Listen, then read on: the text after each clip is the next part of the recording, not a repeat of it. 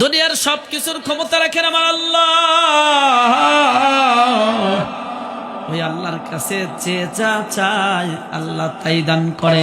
তবে চাওয়ার মতো চাইলে আমার মাওলাই করিম দেওয়ার জন্য প্রস্তুত থাকে। হর ঘড়ি দে নেকে তু তৈয়ার হ্যায়, जो न मांगे उससे तू बेजार है।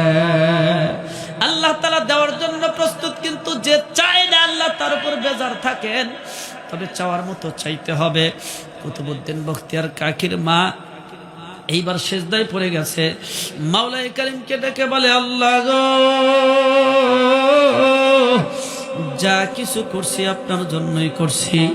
হে আল্লাহ, আজকের দিনে আপনি গোপন ভেদটা প্রকাশ করে দিয়েন না। গোপন ভেদ যদি প্রকাশ হয়, আমার যে উদ্দেশ্য আপনার সাথে লাইন সৃষ্টি করে দেওয়া, এই উদ্দেশ্যটা ফলো করতে, উদ্দেশ্যটা বাস্তবায়ন করতে আমি কিন্তু মাঝখানে হুঁচট খেয়ে যাব। আল্লাহ পাকের কাছে দোয়া করলেন। মা মাগরিব রাত আগেই বাড়িতে আসলেন, বেটাকে ডাক দেয়, কয়, বেটা রে,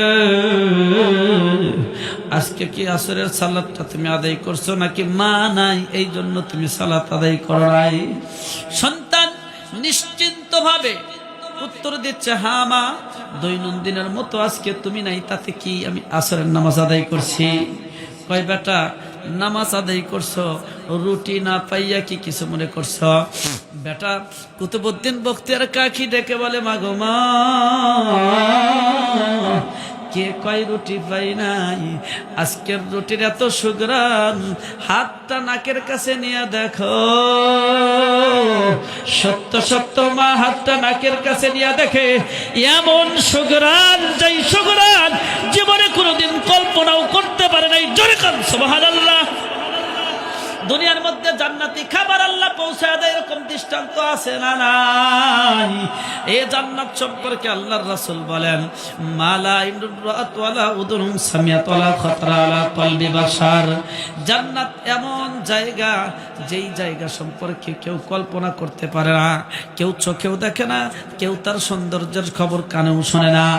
কবির ভাষায় সংক্ষিপ্ত আকারে বলা যেতে পারে, স্বর্ণের উপর দালান কোঠা থাকবে মনের মতো, স্প্রিং এর গদি তাতে থাকবে শত শত, ফল বৃক্ষ ডাল ঝুঁকানো ফলদানির উপরে সাজায়া রাখছেন মাবুদ পাশাপাশি করে। এমন সময় হুরপরীরা আসবে হেলে দুলে, মুগ্ধ মুখর করবে তোমায় মিষ্টি মধুর গানে, নেচে নেচে হেলে দুলে গাইবে কত গান, এমন সুন্দর গান যা শোনে নাই কোনো খান।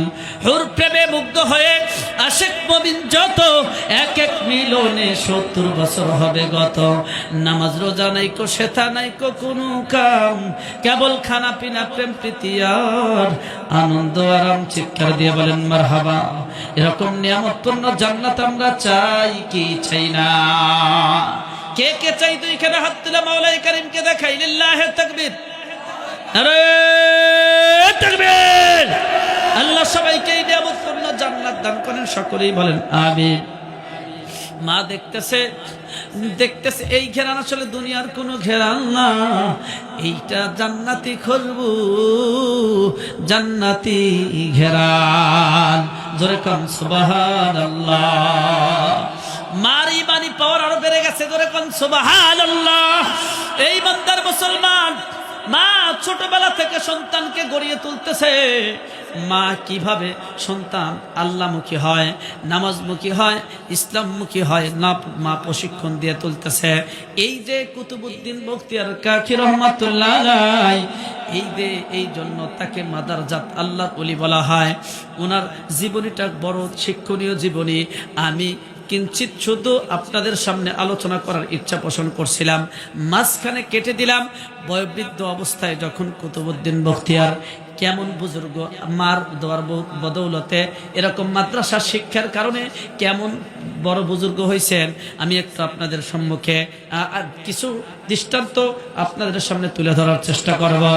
যখন বয়োবৃদ্ধ মানুষ খাদেমকে ডেকে বলছে, খাদেম রে, এ আমার সাগরা রে, শোনো, যখন আমার মৃত্যু হবে, দেশের প্রত্যন্ত অঞ্চল থেকে আমার জানাজার জন্য মানুষ ছুটে আসবে। মানুষেরা দুনিয়ার মধ্যে থাকতে সম্মান করুক চাই না চরুক না করুক, সর্বশ্রেণীর মানুষ এমপি মিনিস্টার থেকে শুরু করে সকল মানুষ আমার জানাজায় হয়তোবা আসবে। শোনো, আমি 3টা ওসিয়ত করিয়া যাই। 1 নাম্বার ওসিয়ত, আমার মৃত্যুর পরে কারো জন্য কোন রকম তোয়াক্কা না কইরা আমার লাশটা সুন্দর করে গোসল করাইয়া সাদা কাফনে মরাইয়া তাড়াতাড়ি করে দাফন করার ব্যবস্থা করিও। আর একটা ওসিয়ত শোনো, যখন আমার জানাজাটা হাজির করবা, যখন আমার লাশটা জানাজার নামাজের জন্য হাজির করবা, তখন দেখবা লক্ষ লক্ষ মানুষ এসে হাজির হবে। শোনো, আমার জানাজার নামাজের ইমামতি ওই ব্যক্তি দিয়া করাইবা যেই ব্যক্তির মধ্যে 3টা গুণ আছে। জোরে বলেন কয়টা গুণ? 3টা গুণ। ইমানদার মুসলমান, নাম্বার 1, জীবনে কোনোদিন আসরের 4 রাকাত ফরজের আগে 4 রাকাত সুন্নাত আছে না নাই? এই আসরের 4 রাকাত সুন্নাত কোনোদিনও কাজা হয় নাই। সুবহানাল্লাহ জোরে কোন, আরেকটু জোরে কোন। জীবনে কোনোদিন আসরের 4 রাকাত সুন্নাত কাজা হয় নাই। নাম্বার 2, যেই ব্যক্তি বেগানা কোন নারীর দিকে কোনোদিন তাকায় নাই। আর একটা ওসিয়ত শোনো, জীবনে কোনোদিন মিথ্যা কথা বলে নাই। কয়টা হলো? 3টা। 4টা ওসিয়তের কথা বলছে। আরেকটা ওসিয়ত হলো জীবনে কোনোদিন তাহাজ্জুদের নামাজ ছোটে নাই। সুবহানাল্লাহ বলেন। ইয়া রাসূলুল্লাহ তোমার জোরে, ইয়া হাবিবাল্লাহ তোমার নাম শুনি কানে, ওরে নাম শুনিয়া হযরত বেলাল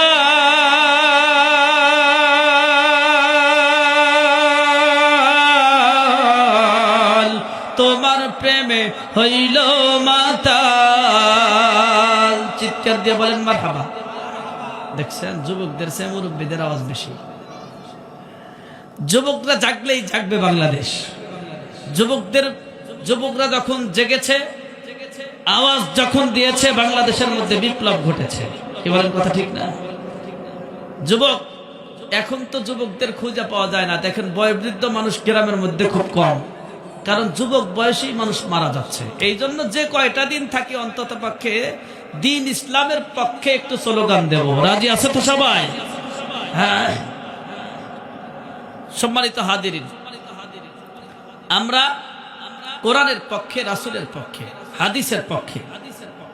আমাদের এই বাংলাদেশের পূর্বাঞ্চল সিলেটের মধ্যে শাহজালাল ইয়ামিনী রহমাতুল্লাহ আলাইহি যখন তাকবীরের ধ্বনি আল্লাহু আকবারের মাধ্যমে আকাশ জমিন মুখরিত করে তুলছিলেন, গৌর গোবিন্দের মস্তক সহ ভেঙে চুরে তছনছ হয়ে গিয়েছে। অস্ত্র শস্ত্রের বিনিময়ে নয়, শুধুমাত্র তাকবীরের ধ্বনি। চলে বলেন মারহাবা। আরেকটু জোরে কোন মারহাবা। যাই হোক, অধ্যকার আজকের বিনশারা আল জামিয়াতুল ইসলামিয়া হযরত আয়েশা সিদ্দিকা রাদিয়াল্লাহু তাআলা আনহা মহিলা মাদ্রাসা সংযুক্ত এতিমখানা ওলিল্লাহ বলিগের উন্নতি কল্পে আজকের এই মাহফিলের সুনাম ধন্য সভাপতি, বয়োজ্যেষ্ঠ মানুষ, সম্মানিত ব্যক্তিত্ব আলহাজ doctor KM Sayeed Mahmud Syed doctor, অবসরপ্রাপ্ত উপসহকারী কমিউনিটি মেডিকেল অফিসার।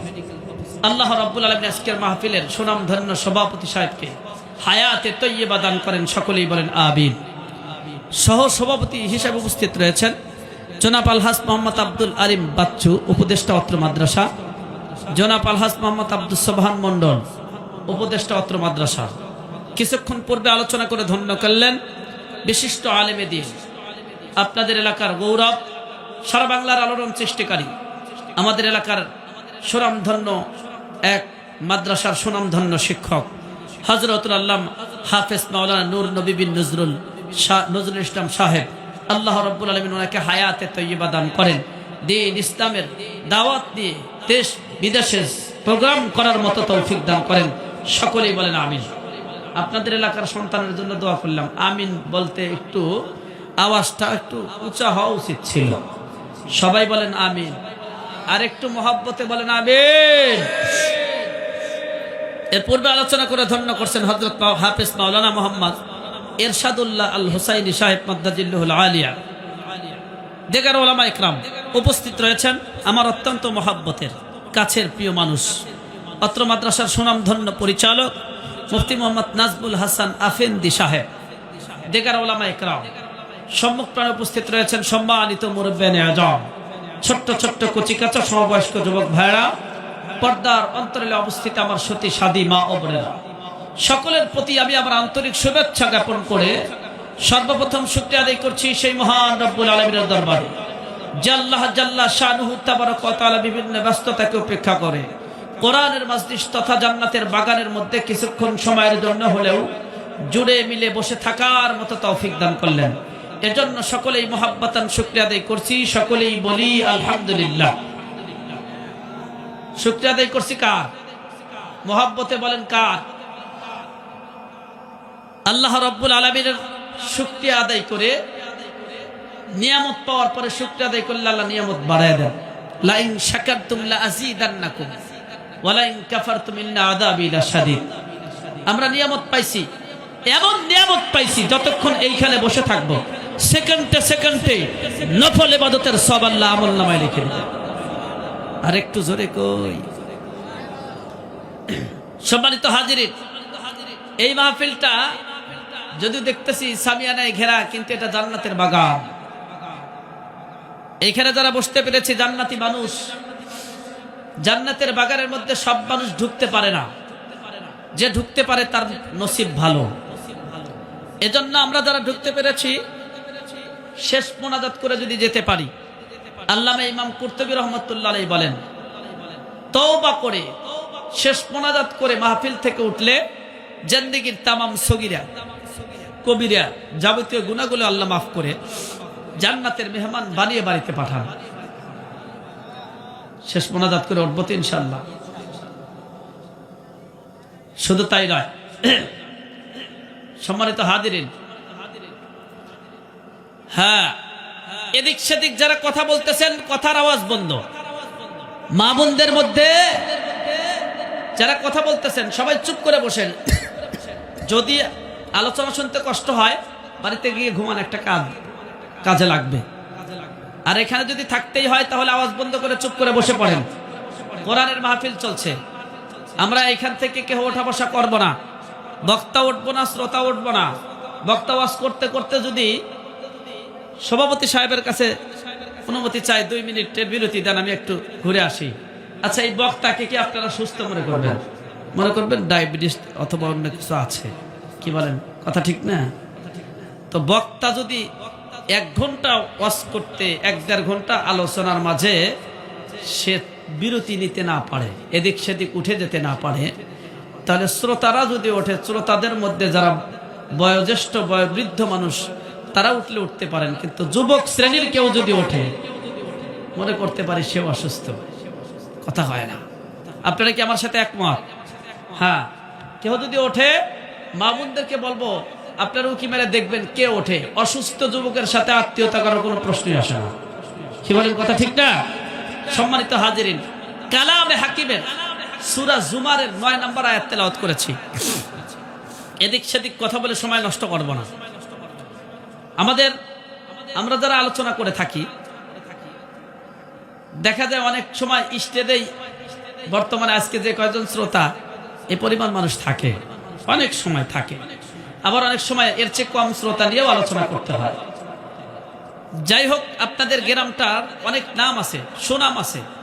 আমার এক ওস্তাদ এই গ্রামের, আমি তার কাছে বক্তব্য পড়েছিলাম, আপনারা চিনলে চিনতে পারেন, কারি মাওলানা ওমর ফারুক সাহেব এখানে পড়ে। মাশাআল্লাহ, হুজুরের সাথে আমার পরিচয় হয়েছে অনেকদিন পরে। ওনাদের মসজিদের মাহফিলে আমি প্রধান বক্তা ছিলাম, মনে হয় আজ থেকে 2 বছর আগে। তো হুজুরের কাছে আমি বক্তব্য পড়েছি। এই গ্রামে ওলামা একরামের একটা ঘাঁটি। আমাদের নাজবুল ভাই বলছে ওনার 2টা মেয়ে এখানে পড়ে। যাক, মাশাআল্লাহ, সৌভাগ্য নসিব।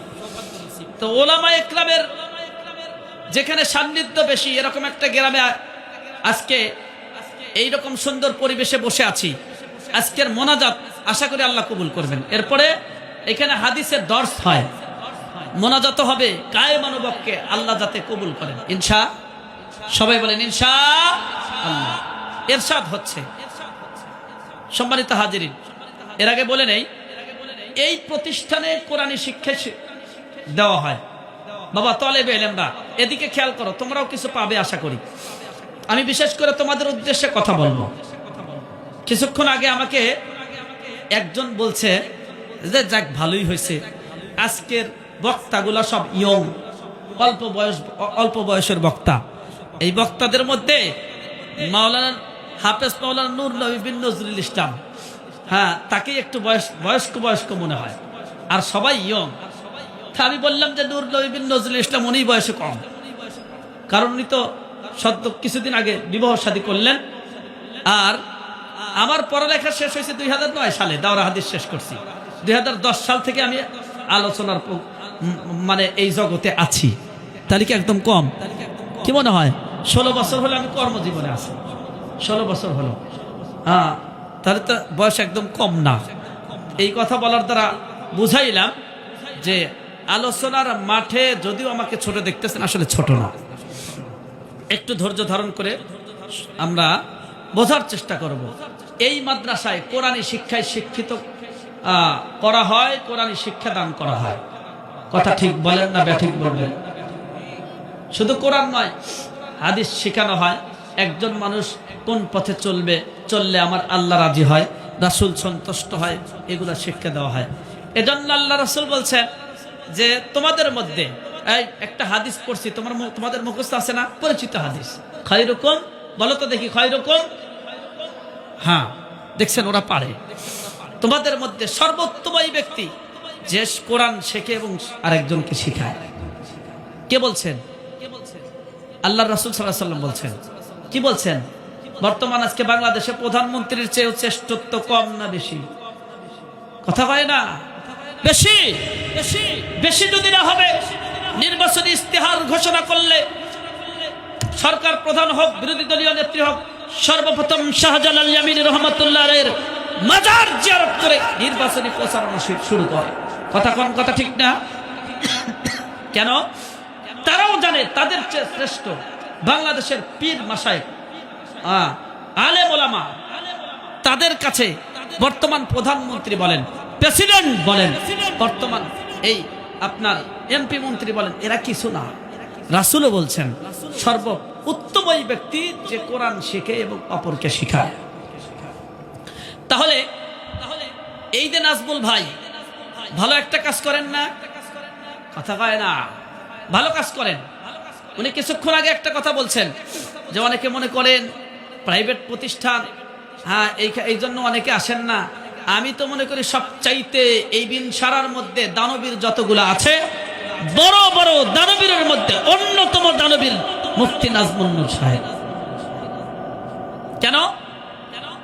উনি নামকে অস্তে কিছু ছাত্রীর বেতন নেয়, কিছু ছাত্রীকে ফ্রি খাওয়ায়, কিছু ছাত্রীকে ফ্রি পড়ায়। আপনি একজন শিল্পপতি, হয়তো দু একটা প্রতিষ্ঠানের খোঁজ খবর নেন, কিছু দান করেন, উনি তো নিয়মিত দান করে যাচ্ছে। কি বলেন? কথা ঠিক না? জোরে কোন কথা ঠিক না? হ্যাঁ, একই কথা অন্যরকম ভাবে নিবে। বলে হুজুর তো ব্যবসা করে খায়, কয় টাকায় ব্যবসা করে? আপনি হিসাব নিকাশ নিয়ে দেখেন আসলে ওনার কয় টাকা থাকে। উনি পড়ালেখা করছেন, ওই যে সর্বোত্তম সবচাইতে উত্তম ওই ব্যক্তি যে কোরআন শেখে আর শিখায়, এই গুরুত্বটা উনি বোঝেন, যার কারণে এই রাস্তা ধরে আছেন। ওনার মতো মানুষ যদি ব্যবসা করে, এখান থেকে যা আসে তার চেয়ে অনেক গুণে বেশি পাবে, কিন্তু উনি সেই কাজ করবেন, রাসূলের আদর্শকে ধরে রাখছে। আপনারা কি একমত? সম্মানিত হাজিরিন, উনি যদি ব্যবসাও করে, এমন একটা ব্যবসা করে যেই ব্যবসার কারণে বছরে 2-4 জন হাফেজ বানায়, আলেমা বানায়, ভালো একটা কাজ করতেছে। এই ভালো একটা কাজে সহযোগিতা করার দরকার। সহযোগিতা করলে কেউ ঠকবে? কোন পথে যাবেন? যে পথে যাবেন সে পথেই সে শ্রেষ্ঠ। রাসূল সাল্লাল্লাহু আলাইহি সাল্লাম বলছেন যে কোরআন শেখে আর শিখায়, এরা সবচাইতে উত্তম এবং শ্রেষ্ঠ। কেন? পৃথিবীর মধ্যে সৌজন্যমূলক সামাজিকতা যদি কেহ বোঝে, নিঃস্বার্থভাবে সামাজিকতা যদি কেহ বোঝে, মানুষের সৌজন্যের পাশে যদি কেহ দাঁড়ায়, তাহলে একমাত্র যাদের কোরআনী জ্ঞান আছে এরকম ওলামা একরাম আর তালেবে ইলমরা দাঁড়ায়। মৃত্যুর সময় তালেবে ইলমরা যায় কি যায় না? একজন মানুষ বিপদে পড়লে তালেবে ইলমরা যায় কি যায় না? যায়। হ্যাঁ, এজন্য কবি বলেন, মোল্লা মোল্লা মোল্লা মোল্লা মোল্লা তন্ত্র চলবে, এ বাংলাদেশে মোল্লারা তো হকের কথা বলবে।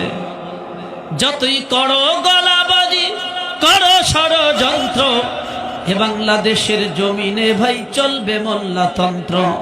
তুমি মোল্লা চেনো না, তুমি আলেম চেনো না, মসজিদ চেনো না, মাদ্রাসা চেনো না। মোল্লা চেনে তোমার বাবাই, জিজ্ঞেস করো তাকে গিয়ে, মোল্লা ছাড়া কেমনে হলো তোমার বাবা মায়ের বিয়ে? কথা ঠিক না? মোল্লা চেনে তোমার বাবাই, তাহার কাছে গিয়ে বলো, মোল্লা ছাড়া তোমার দাদার জানাজাটা কেমনে হলো?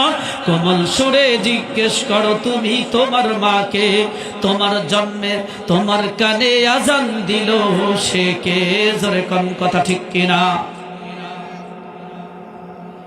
একদম মানুষ যখন নিরুপায় তখন ওলামা একরাম তার পাশে দাঁড়ায়। সুবহানাল্লাহ বলেন। আজকে বাংলাদেশের মধ্যে ওয়াজ নসিহত যদি না থাকতো তাহলে খুন, ধর্ষণ, অন্যায়, অবিচার আরো বেড়ে চলত। সম্মানিত হাজিরিন, আসলে অনেক কথাই মনে পড়তেছে, সেদিকে যাওয়া যাবে না, গেলে আমার সময় বেড়ে যাবে। আমি যেটা বলতেছিলাম, এইখানে কোরআনী শিক্ষা দেওয়া হয়, হাদিসের দর্স দেওয়া হয়। এই প্রতিষ্ঠানটা পৃথিবীর মধ্যে শ্রেষ্ঠ প্রতিষ্ঠান যতগুলো আছে তার মধ্যে অন্যতম প্রতিষ্ঠান হচ্ছে বিনশারা আল জামিয়াতুল ইসলামিয়া, হযরত আয়েশা সিদ্দিকা রাদিয়াল্লাহু তাআলা আনহা মহিলা মাদ্রাসা। সকলেই বলেন সুবহানাল্লাহ। কারণ এখানে জ্ঞানী জন্মে, প্রকৃত বুদ্ধিজীবী ওই ব্যক্তি। আল্লাহ রাব্বুল আলামিন ইরশাদ করেন, ইন্না ফি খালকিস সামাওয়াতি ওয়াল আরদি ওয়াখতিলাফিল লাইলি ওয়ান নাহার লাআয়াতাল লিউলিল আলবাব।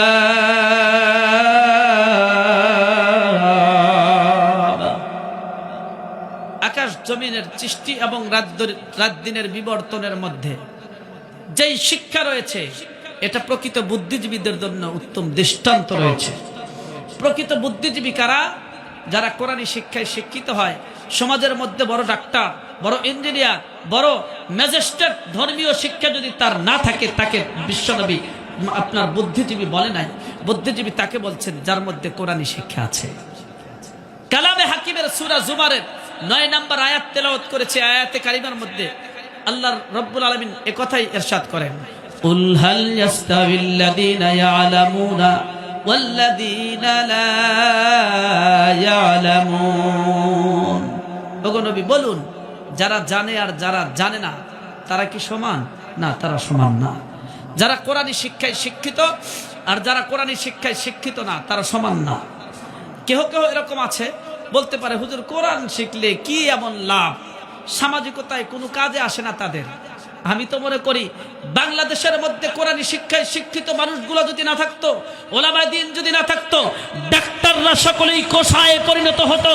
এরপরে আপনার স্কুলের টিচাররা, এরপরে ইঞ্জিনিয়ার যা আছে, দুর্নীতি করতে করতে প্রত্যেকটা ইঞ্জিনিয়ার রাস্তার কাজ করতে গিয়ে আপনার রডের পরিবর্তে বাঁশ দিয়ে কাজ করত। এরপরে প্রত্যেকটা ডাক্তার ঔষধ চুরি করত। এরপরে আপনার মনে করেন যে স্কুলের টিচাররা তারা ক্লাসের মধ্যে ফাঁকিবাজি করত। যখন কোরআনী সংস্পর্শে তারা থাকে, আজকের সভাপতি সাহেব উনিও বলছেন যে আমার এরকম আপনাদের সাথে মিশতে মিশতে এইরকম পরিবেশ হয়ে গেছে, এখন দ্বীনি প্রতিষ্ঠান, মাদ্রাসার, মসজিদ ছাড়া কোনো কিছু ভালো লাগে না। জোরে কোন সুবহানাল্লাহ, আরেকটু জোরে কোন সুবহানাল্লাহ। আল্লাহ অনেকে হায়াতে তাইয়্যিবা দান করেন, সকলেই বলেন আমিন।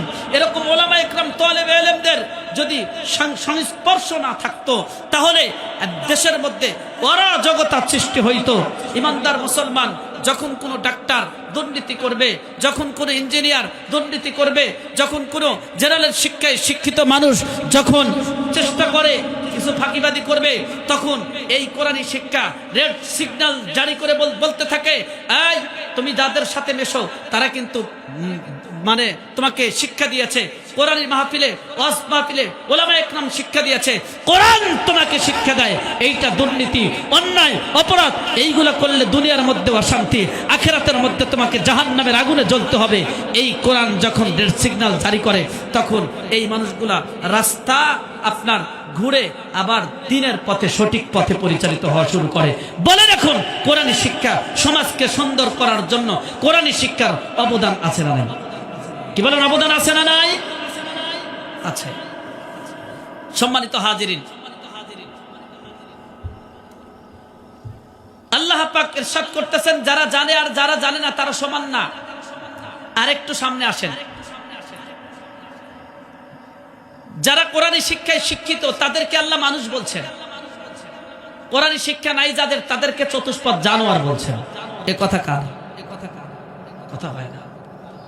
কথা কার? ইরশাদ হচ্ছে, আর-রাহমানু আল্লামাল কুরআন খালাকাল ইনসানা আল্লামাহুল বায়ান।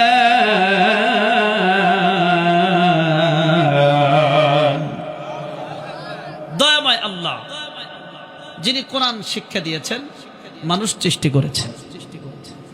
তালেবে ইলমরা জানে আল্লাহ তাআলা বলছেন কোরআন শিক্ষা দিয়েছেন, এরপরে মানুষ সৃষ্টি করছেন। এর দ্বারা কি বোঝায়? মানুষ সৃষ্টি করার পরে তো কোরআন শিক্ষা দেওয়ার কথা, কিন্তু মানুষই নাই কোরআন শিক্ষা দিলেন। মুফাসসিরিনে কেরাম ইরশাদ করেন, মানুষ সৃষ্টি করলেই মানুষ হয় না, কোরআন শিক্ষা করলে মানুষ হয়। সুবহানাল্লাহ। আরেকটু জোরে কর। এই আয়াতের ব্যাখ্যায় আরেকটা আয়াত আমি তেলাওয়াত করব। ইরশাদ হচ্ছে, ওয়ালাকাদ যারানা লিজাহান্নামা কাসীরাম মিনাল জিন্নি ওয়াল ইনস লাহুম কুলুবুন লা ইয়াফকাহুনা বিহা ওয়া লাহুম আ'য়ুনুন লা ইউবসিরুনা বিহা ওয়া লাহুম আযানুন লা ইয়াসমাউনা বিহা উলাইকা কাল আনআমি বাল হুম আযাল উলাইকা হুমুল গাফিলুন।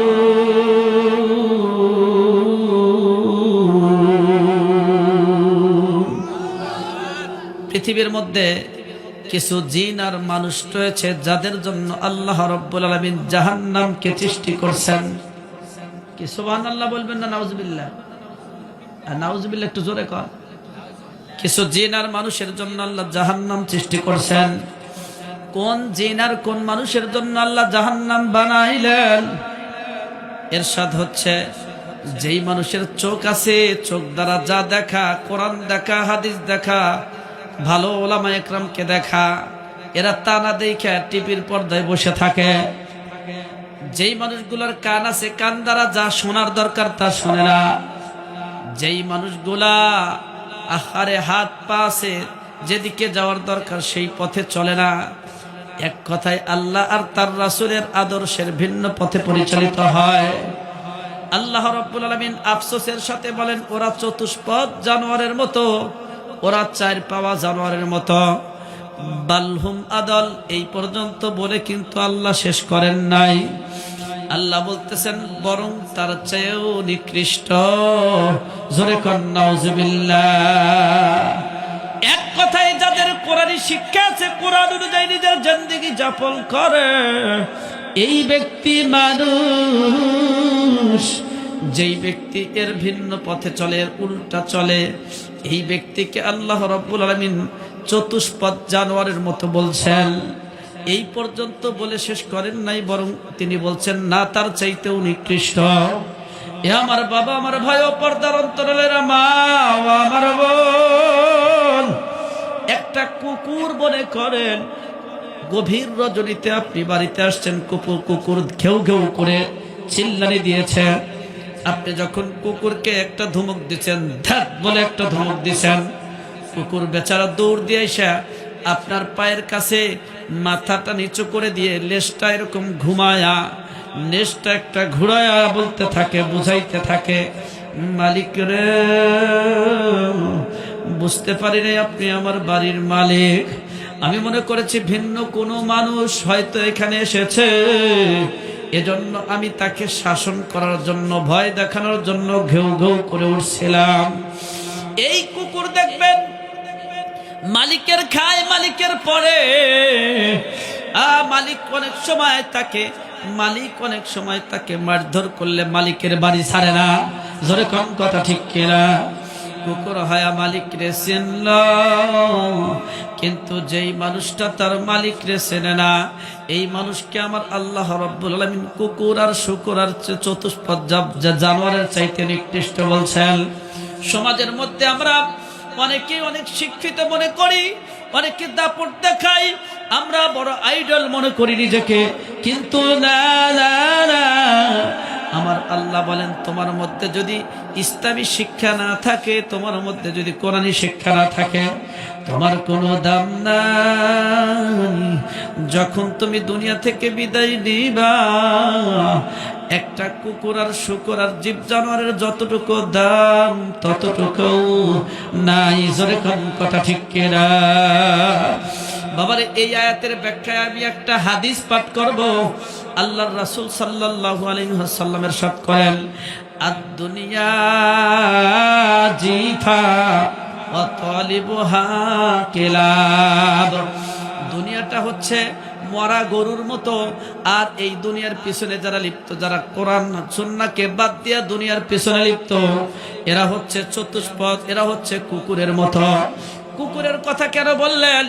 দেখেন, একটা মরা গরুকে যখন ফালায় দিবেন, তিন ধরনের প্রাণী প্রাথমিক পর্যায়ে মরা গরু ভক্ষণ করবে। এক নম্বরে এই মরা গরু ভক্ষণ করার জন্য আসবে শকুন। শকুন আপনার ফজর থেকে সন্ধ্যা পর্যন্ত থাকবে, সন্ধ্যায় চলে যাবে। সন্ধ্যার পরে আবার শিয়াল আসবে, শৃগাল আসবে। এই শিয়াল মরা গরু ভক্ষণ করা শুরু করবে। ফজরের আজান দেওয়া শেষ, শিয়াল আর থাকবে না। জোরে কোন কথা ঠিক কিনা? কিন্তু তৃতীয় নম্বরে কুকুর এই মরা গরু ভক্ষণ করবে। এই কুকুর যদি মরা গরু পায়, তাহলে এই কুকুর যতক্ষণ পর্যন্ত মরা গরুটা আছে ততক্ষণ পর্যন্ত কুকুরও আছে। কুকুরের খাওয়ার সিস্টেম দেখবেন, ওই মরা গরুর কাছে যাবে, আপনার প্রস্তুতি গ্রহণ করবে কোন দিক থেকে খাওয়া যায়। একবার এই দিকে আসবে, আবার ওই দিকে যাবে, আবার ওই দিকে যাবে, এরকম প্রস্তুতি গ্রহণ করতে করতে অন্যান্য প্রাণী, পিপিলিকা সহ সকল প্রাণী এইসব মরা গরু ভক্ষণ করে। কুকুরের নসিবে কিছু জোটে অথবা জোটে না। কুকুর যখন খাওয়া শুরু করবে, ওদিক থেকে আরেকটা কুকুর আসে, এই কুকুরটা ওই কুকুরকে ধাওয়ায় নিয়ে যায়। এক কথায় ও নিজেও খায় না, অপরকেও খাওয়ার সুযোগ দেয় না। আজকে দুনিয়ার মধ্যে এমন কিছু মানুষ আছে যারা অর্থ সম্পদ কামাই করতেছে বড় কষ্ট করে, সন্তানদের জন্য সঞ্চয় করে। এই সন্তান পাইবে কি পাইবে না, সন্তান ভক্ষণ করতে পারবে কি পারবে না, তার কোন গ্যারান্টি নাই। নিজেও খাইতে পারলো না, হয়তো সন্তানও খাইতে পারবে না। সন্তান আবার তার সন্তানের জন্য কিছু আল্লাহর নামের আওয়াজ যার জবান থেকে কথা ঠিক কিনা? কারণ কোরআন শিখলে, কোরআন অনুযায়ী নিজের জিন্দেগি যাপন করলে প্রকৃত মানুষ হওয়া যায়। এই দুনিয়ার মধ্যে জেনারেল শিক্ষায় শিক্ষিত হইলে, ডাক্তার হইলে, ইঞ্জিনিয়ার হইলে দুনিয়ার কিছুদিন সম্মান পাইলেও পাওয়া যাইতে পারে। এই ইঞ্জিনিয়ার আর ডাক্তার সাহেব যদি কোরআনী শিক্ষায় শিক্ষিত না হইয়া, কোরআন অনুযায়ী নিজের জিন্দেগি যাপন না করিয়া এই দুনিয়া থেকে বিদায় নিয়ে চলিয়া যায়, ওই পরপারে কোনো উপায় থাকবে না। জোরে কোন কথা ঠিক কিনা? এই পৃথিবীর মধ্যে অসংখ্য নবী রাসূল এসেছেন। কেউ কিন্তু সৌর জগৎ নিয়ে গবেষণা করার জন্য আসে নাই, কেউ কিন্তু চন্দ্র আপনার চাঁদের দেশে যাওয়াকে নিয়ে কেউ আপনার শিক্ষা দেয় নাই। কিভাবে সৌরজগৎকে নিয়ে গবেষণা করতে হয়, কিভাবে বিজ্ঞানের আলোকে আপনার আধুনিকতা শিক্ষা দেওয়া যায়, এইগুলা চর্চা করার জন্য কোন নবী রাসূল আসে নাই। ওই নবী রাসূলগণ আসছেন শুধু একটা চিন্তা নিয়ে, কিভাবে পরকালের পথকে সুগম করা যায়। কারণ বিশ্বনবী বলছেন, আল কাইয়িসু মান দানা নাফসাহু ওয়া আমিলা লিমা বাদাল মাউত। প্রকৃত জ্ঞানী ওই ব্যক্তি, প্রকৃত বুদ্ধিজীবী ওই ব্যক্তি যে নিজের পরিচয়টা জানার চেষ্টা করে আর ওই মৃত্যুর পরবর্তী জিন্দেগিতে কি হবে সেই বিষয় নিয়ে ভাবে। কারণ হায়াতের কোনো গ্যারান্টি নাই, জোরে কোন কথা ঠিক কিনা? এবার বাবা আমার ভাই, জন্মের পরে আবার ডান কানে আজান আর বাম কানে ইকামত হয়ে গিয়েছিল। ডান কানে আজান আর বাম কানে ইকামত দেওয়ার দ্বারা কি বোঝানো হয়েছে? আজানের পরে নামাজের জন্য কিছুটা সময় থাকলেও থাকতে পারে, কিন্তু ইকামতের পরে আর নিয়ত করতে কোনো সময় থাকে না। তোমার আজানও হয়েছে, ইকামতও হয়েছে, তুমি এখন নামাজের জন্য প্রস্তুতি নাও। তোমার নামাজের আর দেরি নাও হইতে পারে, সেকেন্ডের মধ্যে হইতে পারে, 1 ঘন্টা দেরিও হইতে পারে, 2-4 মাস দেরিও হতে পারে, 1 বছর, 5 বছর, 10 বছরও দেরি হইতে পারে। এইটা কোন নামাজ জানো? এইটা হলো জানাজার নামাজ। জোরে কোন কথা ঠিক কিনা? হযরতে কুতুবউদ্দিন বখতিয়ার কাকি রহমাতুল্লাহ আলাইহির নাম আপনারা শুনে থাকবেন। বর্তমানে হিন্দুস্তানে একটা মিনার আছে, কুতুব মিনার। হিন্দুদের রাষ্ট্রে মুসলমান একজন বুজুর্গ ওলির নামে একটা মিনার করছেন, সেই মিনার এখনো আছে। এই মিনারটার নাম কুতুব মিনার।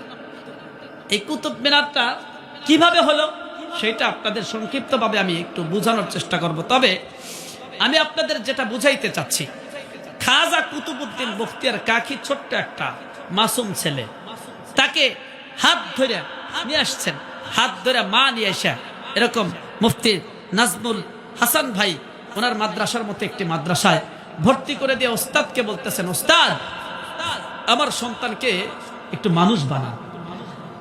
আপনাদের কাছে আমার প্রশ্ন, কোন শিক্ষা অর্জন করলে মানুষ হওয়া যায়? কোরআন শিক্ষা। প্রকৃত মানুষ হওয়া যায় কোরআন শিক্ষা অর্জন করলে। এই কথা কি আমার না আল্লাহ? আল্লাহ তাআলা বলছেন, বিশ্বনবী বলছেন। তো মা বলতেছেন আমার সন্তানকে একটু মানুষ বানায় দেন। মা চলে গেছেন, ওস্তাদ পড়াইতেছেন, বেটা পড়ো, বিসমিল্লাহির রহমানির রহিম, আলিফ বা তা থা জিম হা খা, এইভাবেই তো শুরু করে না? আরবি পড়া এরকম করেই তো শুরু করে। এখন এই কুতুবউদ্দিন মাসুম ছেলে তো পড়তেছে, ওস্তাদকে বলতেছে, ওস্তাদ আলিফ বা তা না, আমাকে পড়ান। আলিফ লাম মিম যালিকাল কিতাবু লা রাইবা ফি। সুবহানাল্লাহ। কর আরেকটু জোরে কর।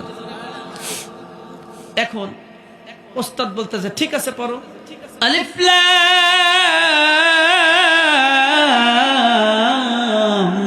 মিম,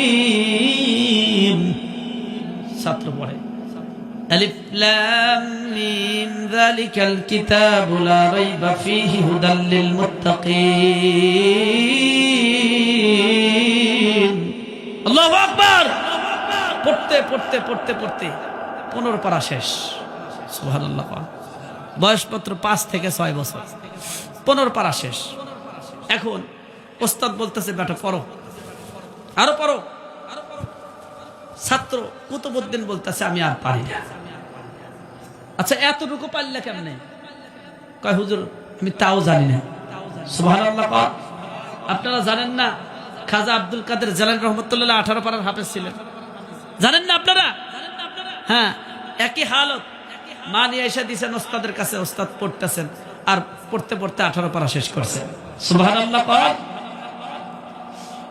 আব্দুল কাদের জিলানীকে পাঠাইবেন, এই মুহূর্তে রাস্তায় চলে গেছেন, ডাক দিয়েছে বেটা এদিকে আয়, এই তুমি কোরআন পড়বে, কোরআন শিখবে, এই জন্য আমি মা লাউ বাসা কদু বাসা টাকা জমাইছি, দেখো তো এর মধ্যে কয় টাকা আছে, হিসাব করো। হিসাব করে 600 স্বর্ণ মুদ্রা পাইছে। কয় শত? 600 স্বর্ণ মুদ্রা। নিয়ে যাও, নিয়ে যাও, তোমার ওস্তাদকে হাদিয়া দাও। ওস্তাদকে নিয়ে প্রথমেই হাদিয়া দেয়। এখন ওস্তাদ খুশি হবে না রাগ করবে? প্রথমে হাদিয়া। আমাদের দেশে স্কুলে পড়াইলে টাকা লাগে, কলেজে পড়াইলে টাকা লাগে, ভার্সিটিতে পড়াইলে টাকা লাগে, কিন্তু মাদ্রাসায় পড়াইলে টাকা লাগে। এটা মা বাবা স্বীকার করতেই রাজি না। কি বলেন? স্বীকার করতেই রাজি না। কোরআন শিখাবো হুজুর, আবার টাকা দিতে হবে কেন? কিন্তু আব্দুল কাদের জিলানী রহমতুল্লাহের মা বলতেছেন, বেটা এই টাকাগুলা নিয়ে যাও, ওস্তাদকে হাদিয়া দাও। ওস্তাদ খুশি তো আমার আল্লাহ খুশি। সুবহানাল্লাহ। ওস্তাদ খুশি, আল্লাহ খুশি। কোরআনের শিক্ষা খুশির মাধ্যমেই আসে। বন্দুক ঠেকায়া এই শিক্ষা অর্জন করা যায় না। ভার্সিটিতে কোনো ছাত্র তার শিক্ষককে অস্ত্র ঠেকাইতে পারে, ঠেকাইলেও সে বড় ডিগ্রি অর্জন করতে পারে। মাদ্রাসা শিক্ষার মধ্যে কোন ছাত্র কোন উস্তাদের সাথে বেয়াদবি করে সে সফলতা অর্জন করতে পেরেছে এরকম কোন ইতিহাস নেই। এজন্য মাদ্রাসার ছাত্ররা অত বেয়াদব হয় না। জোরে বলেন কথা ঠিক কিনা? বাংলাদেশের মধ্যে বড় ভার্সিটি হাটহাজারী মাদ্রাসা, মিখল মাদ্রাসা, পটিয়া মাদ্রাসা, ফরিদাবাদ মাদ্রাসা, এরপরে জামিয়া রহমানিয়া, বসুন্ধরা, যাত্রাবাড়ি মাদ্রাসা, এরকম বড় বড় ভার্সিটিতে বিশাল বিশাল বড় বড় ছাত্ররা আছে। ওস্তাদ যদি বলে এইখানে দাঁড়ায় থাকতে হবে রোদ্রের মধ্যে 1 ঘন্টা, ঠায় দাঁড়িয়ে থাকবে, কোনো কথা নেই। কয়েকদিন আগে আমি আমার মাদ্রাসার কমিটিদের নিয়ে জামিল মাদ্রাসায় গেছিলাম। তো হক্কানি সাহেব হুজুরের একটা উদাহরণ দিতে গিয়ে বলছেন যে আপনাদের মাদ্রাসার এই মুহতামিম সাহেবকে যদি আমি একটা থাপ্পড় দেই, তাহলে একটা প্যারাসিটামল নিয়ে এসে দিয়া বলবে যে হুজুর খায়া নিয়েন, আপনি আমাকে থাপ্পড় দিয়েছেন, হয়তো হাতে ব্যথা পাইছেন। আসলেই তো কথা ঠিক, ঠিক না? আসলেই কথা ঠিক। হ্যাঁ, এগুলা শিক্ষা দেয় আমাদের ওস্তাদ। তো উনি বুঝাইতে চাইছিলেন যে আপনারা সাধারণ পাবলিক হয়ে যদি ওলামা একরামকে গালাগালি করেন তারা মানবে না, কিন্তু আমরা ওস্তাদরা যা বলবো তাই শুনতে বাধ্য। আমাদের ওস্তাদরা হযরত আলী রাদিয়াল্লাহু তাআলা শিক্ষা দিয়েছেন, আমাকে যে একটা অক্ষর শিক্ষা দিয়েছে, আলিফ, শুধু আলিফ শিক্ষা দিয়েছে। তালেবে ইলমরা তোমরা ভালো করে বুঝো, আমাকে যে একটা অক্ষর শিক্ষা দিয়েছে সে আমার ওস্তাদ, সে আমার মুরিদ, আমি তার গোলাম। আগেকার জামানায় গোলাম কেনা বেচা হইতো। ইচ্ছা করলে সে আমাকে মুক্তও করে দিতে পারে, ইচ্ছা করলে সারা জীবন গোলাম হিসাবে রাখতে পারে। আমাদের ওস্তাদরা আমাদেরকে এরকম শিক্ষা দিয়েছে। কোরআনী শিক্ষা বেয়াদবি করলে এই কোরআনী শিক্ষা অর্জন করা যায় না। ওস্তাদদের সাথে আদবের আচরণ করতে হয়। এজন্য খাজা আব্দুল কাদের জিলানীর মা বুঝতে পারছেন, ওস্তাদ খুশি তো আমার আল্লাহ খুশি। বিশ্বনবী জনাবে মুহাম্মদুর রাসূলুল্লাহ সাল্লাল্লাহু আলাইহি সাল্লাম তিনি জিবরাইল আমিনের সিনার সঙ্গে সিনাই দেন, ধাক্কা দিছে, এরপরে সিনার মধ্যে ঢুকছে। কি আপনারা জানেন না? সিনা বা সিনা আসছে। এই কোরআনী শিক্ষা সিনা বা সিনা আসে, এক সিনা থেকে আর এক সিনা। শুধু এই তোমরা ওদিকে কেন, ওইদিকে আসো, আসো, তোমাদের জন্য দোয়া করবো। এই মাহফিলের প্যান্ডেলে বসো, তোমাদের জন্য দোয়া করবো। দেখো এখানে সবাই বসছে, একজনও ওঠা বসা করতেছে না, তোমরাও বসো, একটা কথা বলবা না। কি আমার আলোচনা কি আপনাদের কাছে খারাপ লাগতেছে? খারাপ লাগার তো কথা না। আমি এখানে এই বিষয় নিয়ে আলোচনা করবো এরকম প্রস্তুতি নিয়েও আসি নাই।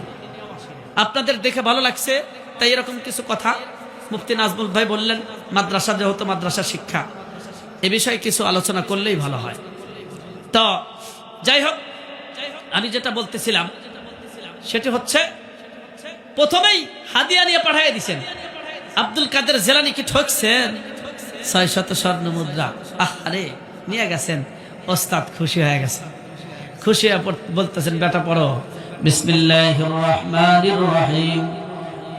খাজা আব্দুল কাদের পড়তে পড়তে 18 পারা শেষ করছে। 18 পারা কেমনে হাফেজ হইল, কেমনে মুখস্থ করলো সময় থাকলে বলা যাবে। তবে আমি কুতুবউদ্দিন বখতিয়ার কাকি রহমাতুল্লাহের কথাটা বলতেছি। বাবা, পৃথিবীর মধ্যে যত আল্লাহর ওলি পৃথিবীর মধ্যে এসেছেন, অধিকাংশ মা আর বাবার মোহাব্বত আর দোয়ার কারণে এসেছেন। মা ভালো তো সন্তান ভালো, মা দিনদার তো সন্তান দিনদার। আব্দুল কাদের জিলানীর মা হাফেজা ছিলেন, হাফেজে কোরআন ছিলেন। এই তো এই মাদ্রাসায় তো কোরআনের হেফজ করানো হয়। মা দিনদার হোক, এইরকম একটা কারখানা এই মাদ্রাসা। জোরে বলেন কথা ঠিক কিনা? খাজা কুতুবউদ্দিন বখতিয়ার কাকি রহমাতুল্লাহ আলাইহি পড়তে পড়তে 15 পারা পর্যন্ত শেষ করে দিছে। ওস্তাদ বলতেছে, বেটারে পড়ো, পড়তে থাকো, তোমার পড়া খুব ভালো লাগতেছে। সন্তান ডেকে বলে, হুজুর এই পর্যন্তই পারি আমি, সামনে আর পারি না। এই পর্যন্ত কেমনে পড়লা? কয় আমি তাও জানি না। বেটা চলো তোমার আম্মুর কাছে যাই। ওস্তাদ ছাত্রর হাতটা ধরিয়া মার কাছে আসছে, পর্দার আড়াল থেকে ডেকে বলতেছে, মা গো মা, আপনার সন্তান 15 পারার হাফেজ কেমনে হইল আমি একটু জানতে চাই। মা ডেকে বলতেছে, হুজুর আমার সন্তান যে 15 পারার হাফেজ আমি সর্বপ্রথম আপনার মুখেই শুনতেছি। জোরে কান সুবহানাল্লাহ। মা ছিল দিনদার পরহেজগার, এ মাও ছিল হাফেজা, বড় দিনদার পরহেজগার। মা ছোটবেলা থেকেই এ সন্তানকে হাতে কলমে গড়িয়ে তোলার চেষ্টা করছিল। এখনকার মা বোনেরা আহারে সন্তানদের আপনার খোঁজ খবর রাখে না, সন্তান কোথায় আর মা কোথায় সেই খোঁজ খবর রাখে না। মা বোনেরা শুধু এই বাবু উঠতেছো কেন, বসো বসো বসো। মা বোনেরা মোবাইল ফোন নিয়ে ব্যস্ত। কি বলেন, কথা ঠিক না? হ্যাঁ, মানুষ কি বলবে, বলবে তুমি অসুস্থ। তুমি কি অসুস্থ নাকি? সুস্থ তলে পেলে আমরা কি অসুস্থ হয় না ইনশাআল্লাহ। অল্প সময় আমার ভাই আমার বাবা একটু খেয়াল করেন। আমি আমার মা বোনদেরকে বলবো, মা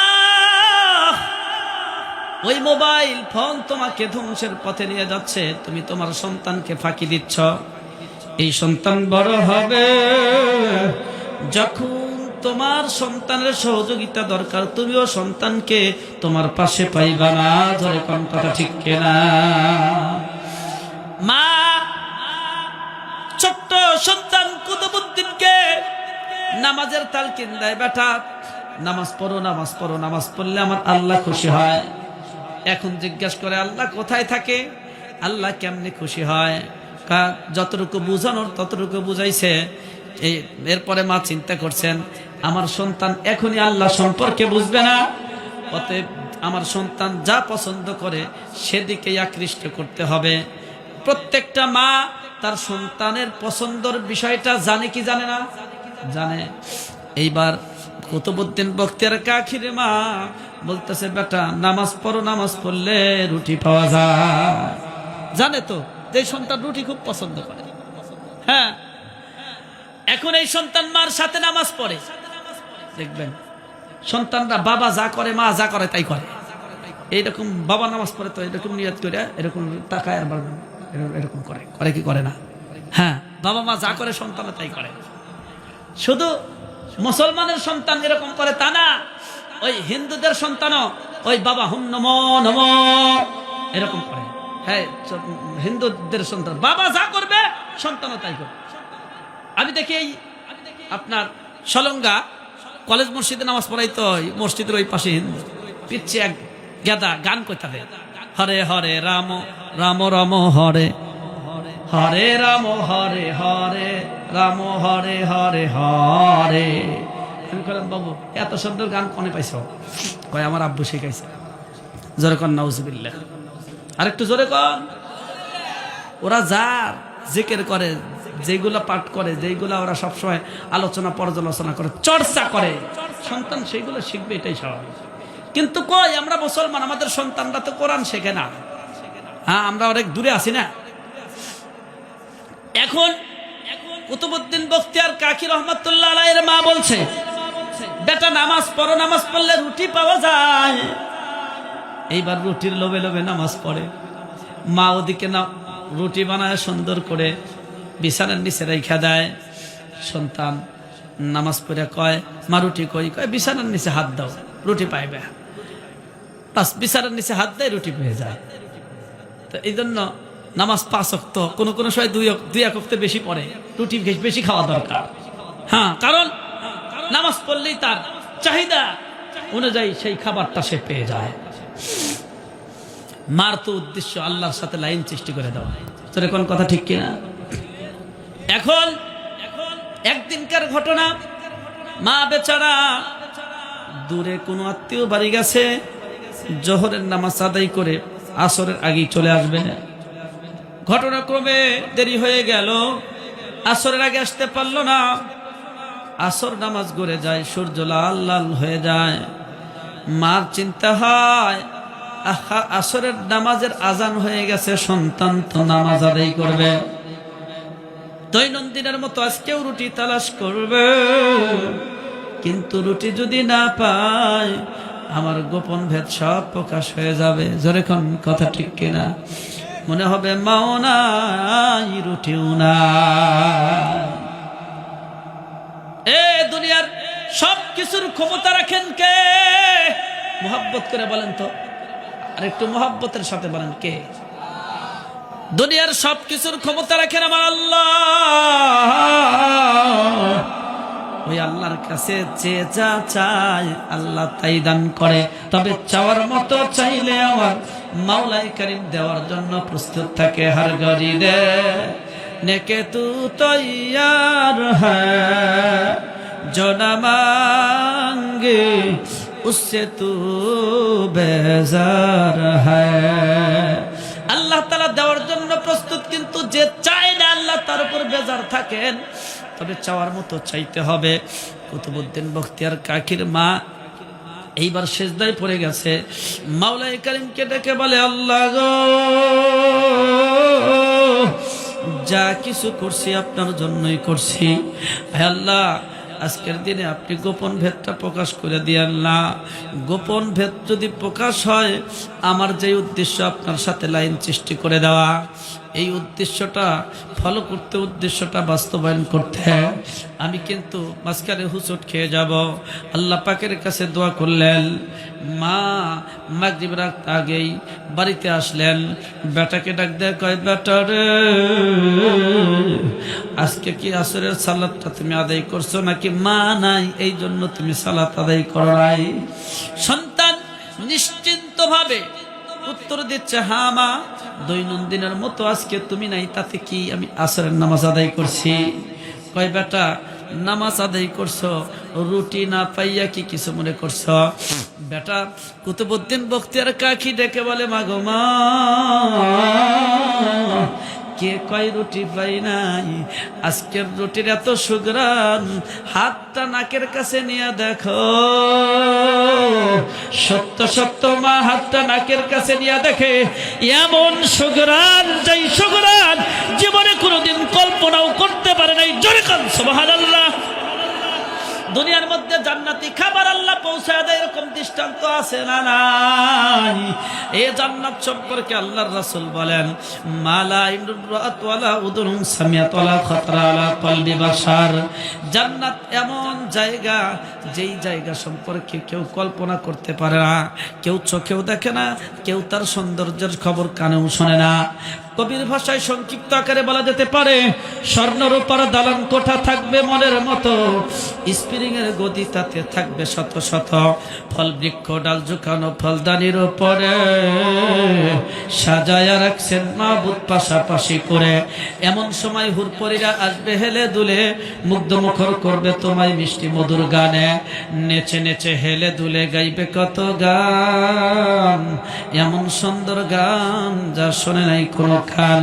হুর প্রেমে মুগ্ধ হয়ে আশেক মুমিন যত, এক এক মিলনে 70 বছর হবে গত। নামাজ রোজা নাইকো, সেথা নাইকো কোনো কাম, কেবল খানা পিনা প্রেম প্রীতি আর আনন্দ আরাম। চিৎকার দিয়ে বলেন মারহাবা। এরকম নিয়ামতপূর্ণ জান্নাত আমরা চাই কি চাই না? কে কে চাই? দুইখানে হাত তুলে মাওলাই করিমকে দেখাই, লিল্লাহি তাকবীর, আরে তাকবীর। আল্লাহ সবাইকে এই নিয়ামতপূর্ণ জান্নাত দান করেন, সকলেই বলেন আমিন। মা দেখতেছে এই ঘেরান আসলে দুনিয়ার কোনো ঘেরান না, এইটা জান্নাতি খুশবু, জান্নাতি ঘেরান। জোরে কোন সুবহানাল্লাহ। মার ইমানি পাওয়ার আরো বেড়ে গেছে। জোরে কোন সুবহানাল্লাহ। এই বান্দার মুসলমান মা ছোটবেলা থেকে সন্তানকে গড়িয়ে তুলতেছে। মা কিভাবে সন্তান আল্লাহমুখী হয়, নামাজমুখী হয়, ইসলামমুখী হয়, না মা প্রশিক্ষণ দিয়ে তুলতেছে। এই যে কুতুবউদ্দিন বখতিয়ার কাকি রহমাতুল্লাহ আলাইহি, এই জন্য তাকে মাদারজাত আল্লাহর ওলি বলা হয়। ওনার জীবনীটা বড় শিক্ষণীয় জীবনী। আমি কিঞ্চিত শুধু আপনাদের সামনে আলোচনা করার ইচ্ছা পোষণ করছিলাম, মাঝখানে কেটে দিলাম। বয়োবৃদ্ধ অবস্থায় যখন কুতুবউদ্দিন বখতিয়ার কেমন বুজুর্গ মার দোয়ার বদৌলতে এরকম মাদ্রাসা শিক্ষার কারণে কেমন বড় বুজুর্গ হয়েছেন, আমি একটু আপনাদের সম্মুখে কিছু দৃষ্টান্ত আপনাদের সামনে তুলে ধরার চেষ্টা করব। যখন বয়োবৃদ্ধ মানুষ খাদেমকে ডেকে বলছে, খাদেম রে, এ আমার সাগরা রে, শোনো, যখন আমার মৃত্যু হবে দেশের প্রত্যন্ত অঞ্চল থেকে আমার জানাজার জন্য মানুষ ছুটে আসবে। মানুষেরা দুনিয়ার মধ্যে থাকতে সম্মান করুক চাই না চরুক না করুক, সর্বশ্রেণীর মানুষ, এমপি মিনিস্টার থেকে শুরু করে সকল মানুষ আমার জানাজায় হয়তোবা আসবে। শোনো, আমি 3টা ওসিয়ত করিয়া যাই। 1 নাম্বার ওসিয়ত, আমার মৃত্যুর পরে কারো জন্য কোন রকম তোয়াক্কা না কইরা আমার লাশটা সুন্দর করে গোসল করাইয়া সাদা কাফনে মরাইয়া তাড়াতাড়ি করে দাফন করার ব্যবস্থা করিও। আর একটা ওসিয়ত শোনো, যখন আমার জানাজাটা হাজির করবা, যখন আমার লাশটা জানাজার নামাজের জন্য হাজির করবা, তখন দেখবা লক্ষ লক্ষ মানুষ এসে হাজির হবে। শোনো, আমার জানাজার নামাজের ইমামতি ওই ব্যক্তি দিয়া করাইবা যেই ব্যক্তির মধ্যে 3টা গুণ আছে। জোরে বলেন, কয়টা গুণ? 3টা গুণ। ইমানদার মুসলমান, নাম্বার 1, জীবনে কোনোদিন আসরের 4 রাকাত ফরজের আগে 4 রাকাত সুন্নাত আছে না নাই? এই আসরের 4 রাকাত সুন্নাত কোনোদিনও কাজা হয় নাই। সুবহানাল্লাহ, জোরে কোন, আরেকটু জোরে কোন। জীবনে কোনোদিন আসরের 4 রাকাত সুন্নাত কাজা হয় নাই। নাম্বার 2, যেই ব্যক্তি বেগানা কোন নারীর দিকে কোনোদিন তাকায় নাই। আর একটা ওসিয়ত শোনো, জীবনে কোনোদিন মিথ্যা কথা বলে নাই। কয়টা হলো? 3টা। 4টা ওসিয়তের কথা বলছে। আরেকটা ওসিয়ত হলো, জীবনে কোনোদিন তাহাজ্জুদের নামাজ ছোটে নাই। সুবহানাল্লাহ। এই যে নাজবুল হাসান ভাই, উনি যে মাদ্রাসায় আছেন, আপনি খুব খবর নিয়ে দেখবেন, মাদ্রাসায় থাকা অবস্থায় মাদ্রাসার ছাত্রীদের তাহাজ্জুদের নামাজ ছোটে না। খুশি না বাজার? সুবহানাল্লাহ কও দেব না? সবাই কন্ত শিখায় দেওয়া নাকি? দেখছেন, আরেকটু জোরে কোন সুবহান। কোনদিন তাহাজ্জুদের নামাজ ছোটে না। গ্রামের কিছু মা বোনরা আছে, মা বোনরা এখানে আছে তো না? গ্রামের কিছু মা বোনরা আছে, এত আলসা, এরা নামাজ তো পড়বো, তাহাজ্জুদের নামাজ পড়বে না, আরেকজন পড়তে দিবেও না। ওরা ফতোয়া দেয় কি জানেন? তাহাজ্জুদের নামাজ যদি পড়তে নিয়ে যদি আবার ছাড়ো, তাহলে তোমার ক্ষতি হবে। কি ক্ষতি হবো? কি ক্ষতি হবো তা জানি না, তবে আমি জানি ক্ষতি হবো। এই ফতোয়া কনে পাইল? কন্ত তাহাজ্জুদের নামাজ রাত 3টার পরে পড়ার আগে যদি পড়তে কোনোদিন ছাড়িয়ে দাও, তবে ওই দিনে তোমার ক্ষতি হবে। আচ্ছা, এই ভয় যদি, ক্ষতির ভয় যদি কেউ করে, জীবনে তাহাজ্জুদের নামাজ পড়বো? কন্ত তাহাজ্জুদের নামাজ একটা নফল ইবাদত। যখন ইচ্ছা পড়বেন, ইচ্ছা হলো না পড়লেন না, সুযোগ যখন হলে পড়লেন, সুযোগ হলো না পড়লেন না, কোনো ক্ষতি নাই। পড়লে লাভ আছে, না পড়লে কোনো ক্ষতি নাই। শেষ রাত্রে আল্লাহ তাআলা প্রথম আকাশে এসে ডাকতে থাকেন, এই কার কি চাওয়ার আছে চাও, আমি আল্লাহর কাছে চাও, আমি আল্লাহ দিয়ে দেব। তুমি তাহাজ্জুদের সময় উঠে আল্লাহর কাছে চাইবা তোমার সন্তানের জন্য, তোমার মেয়ে যাতে হাফেজে কোরআন হয়, তোমার মেয়ে যাতে আলেমা হয়, তোমার সন্তান যাতে জামানার কুতুবউদ্দিন বখতিয়ার কাকি হয়, খাজা আব্দুল কাদের জিলানী রাহমাতুল্লাহ আলাইহি হয়। যখন সুবহানাল্লাহ। এবার বল, প্রত্যেকটা বুজুর্গ, বড় বুজুর্গ হতে, বড় পীর মাশায়েখ হতে বড় আপনার অবদান ছিল তার মায়ের। খাজা মঈনুদ্দিন চিশতি রহমাতুল্লাহ আলাইহি সভাপতি সাহেব, এইসব জীবনী ওনার মুখস্থ। এই মঈনুদ্দিন চিশতি রহমাতুল্লাহ আলাইহি শিক্ষিত মানুষের সামনে সব জীবনী বলতে নিজের ভালো লাগে, একটু শান্তি পাওয়া যায়, কারণ লোকমা দেওয়ার মানুষ থাকে। খাজা মঈনুদ্দিন চিশতি রহমাতুল্লাহ আলাইহি তার চেহারা দেখে 1 লক্ষ হিন্দু মুসলমান হয়ে গেছে। সুবহানাল্লাহ পায় না? দেখছেন, জোরে কোন সুবহানাল্লাহ। এখন মা তো আর বাবা তো, মা বাবা কাছে এসে সন্তান এইগুলা কথা বলতে ভালো লাগে, মজা লাগে, তাই না? আমার বাবা ছিল, এই তো গত 1.5 বছর হলো আমার বাবা দুনিয়া থেকে বিদায় নিয়ে চলে গেছে। যখন কোনো জায়গায় মাহফিলে যাইতাম, আমার বাবা বয়োবৃদ্ধ মানুষ, 90+ বয়সে মারা গেছে, দৌড়ে আসতো। যদি শুনতে মাহফিলের প্রোগ্রামে যাই, আইসা চুমা দিত কপালে, দোয়া করে দিত, মাথায় হাত দিয়ে দোয়া করে দিত। আবার মাঝে মাঝে রসিকতা করতো, রসিকতা এই বয়োবৃদ্ধ মানুষের এসে রসিকতা করতো। কেউ যদি এসে দাওয়াত দিত, বিয়ার দাওয়াত, বিবাহ শাদীর দাওয়াত, ঠিক আছে, তখন বলতো বাবু আজকে একজন এসে দাওয়াত দিয়ে গেছিল। কিসের দাওয়াত? এই সব দাওয়াত দেয় কে? কেন দাওয়াত তো দিবেই, এখানে গেলেই তো তোমার কিছু গিফট নিয়ে দেওয়া লাগবে। এটা কিন্তু আমার বাবার একটু রসিকতার কথা বলতেছি, কারণ বাবা মা চায় সন্তান ভালো চলুক, ঘাটতি না হোক। এদের সভাপতি সাহেবের সন্তানের সাথে সভাপতির কথা হলো আমার সামনেই, ভালো লাগবে, অনেক ভালো লাগবে। যাক মাশাআল্লাহ, উনি ওনার সন্তানকে অনেক ভালোবাসেন। তো আমার বাবা রসিকতা করছে, জানে কোন জায়গায় আমি যে এলাকায় ইমামতি করি, এই এলাকাতেও যদি কোনো বিবাহের দাওয়াত দেয় সেখানেও আমি গিফট দেই, হাদিয়া দিই। হ্যাঁ, তো আমার বাবা জানে যে গেলেই তো হাদিয়া নিয়ে দেবে, ওয়াজের দাওয়াত দিলে তো ওখানে টাকা পাওয়া যায়, আর এই সব জায়গায় গেলে টাকা দিতে হয়, এই জন্য মাঝে মাঝে রসিকতা করতো। এগুলো এখন মনে পড়ে। যাই হোক, আল্লাহ তাআলা যাদের বাবা মা আছে তাদের বাবা মার হায়াতের মধ্যে বরকত দান করুন। সবাই বলেন আমিন। আমার খেদমত করার মতো তৌফিক দান করুন। সবাই বলেন আমিন।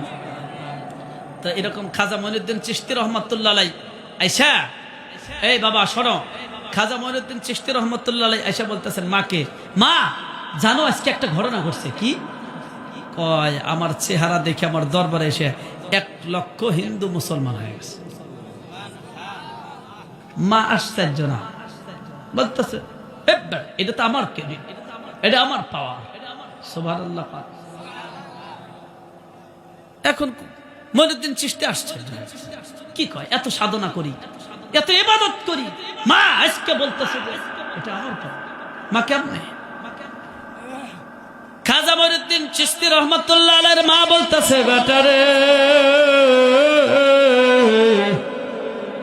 শিশুকালে তোকে যে আমার বুকের দুধ পান করাইতাম, কোনদিন ওযু ছাড়া বুকের দুধ পান করাই নাই।